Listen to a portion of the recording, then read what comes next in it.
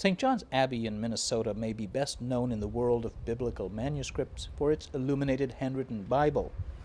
Ethiopian manuscript, Latin manuscript.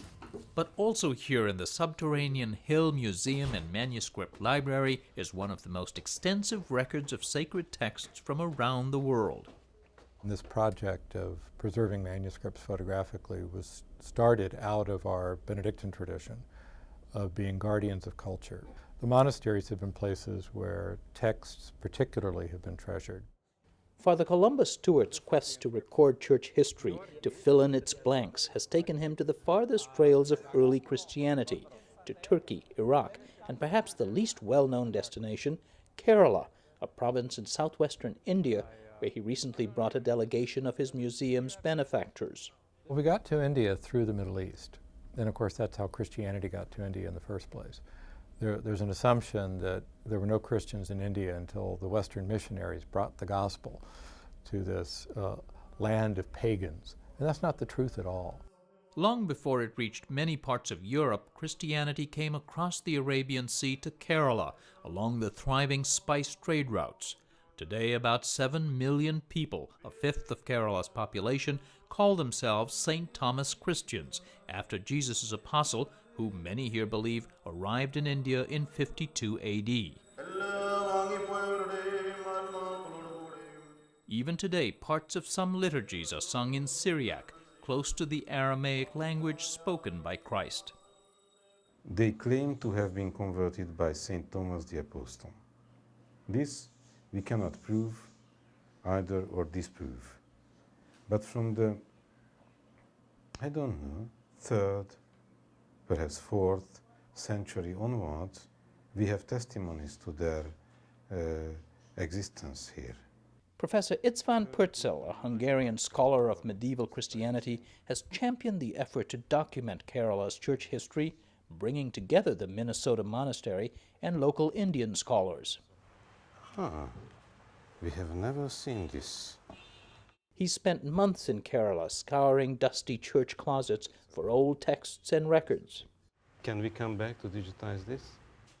Most of these go back only as far as the beginning of colonization, around the 15th century, when the first European colonists, the Portuguese, arrived to find both spices and the St. Thomas Christians, who they discovered were a distant branch of Middle Eastern Orthodox churches.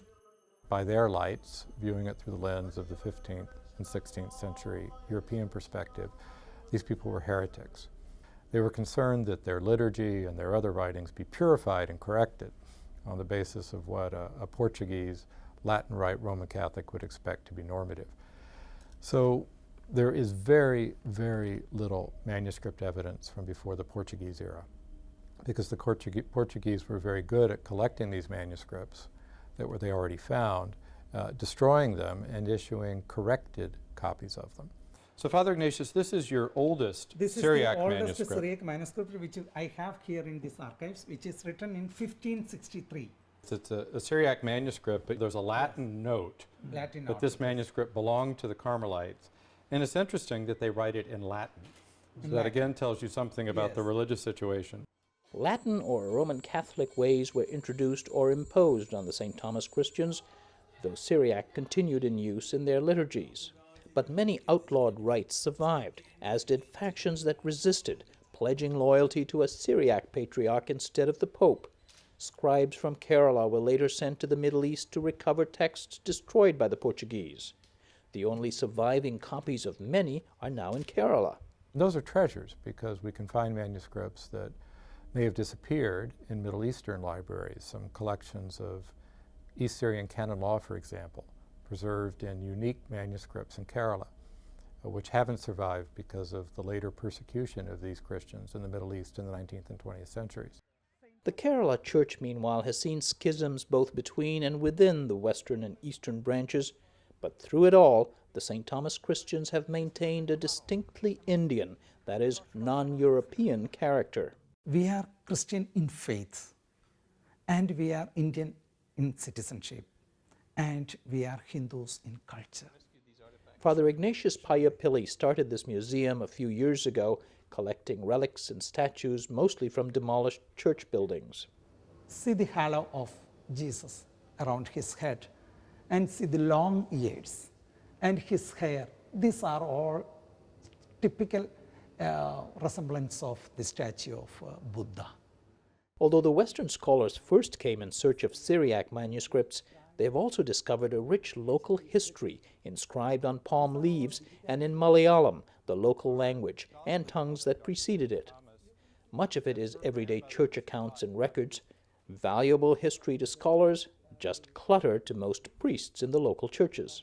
And most of these palm leaves were, either put in somewhere where you have them exposed to termites and mites, or just put up with logs and whatever is all the waste material. Sometimes they burn it up. There's not that historical consciousness, unfortunately. The palm leaves reveal a community that could serve as a model of interfaith harmony in a larger region that's often seen sectarian violence. The churches employed Hindu scribes, for example, and bishops enjoyed warm relations with the local kings who reigned in the area.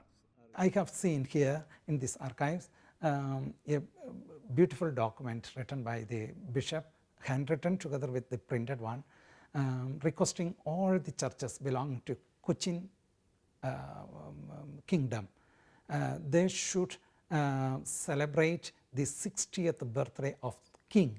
And the king is Hindu? Yes, king is a Hindu. And they have to say special mass, solemn high mass for the longevity of this king. There's still much to be analyzed, much to be discovered. All of it will be digitized, rescued from moisture, termites, and neglect, and stored here for scholars and for posterity. There will also be backup copies in an unlikely safe haven, a monastery in central Minnesota. For Religion and Ethics Newsweekly, this is Sam Lazaro.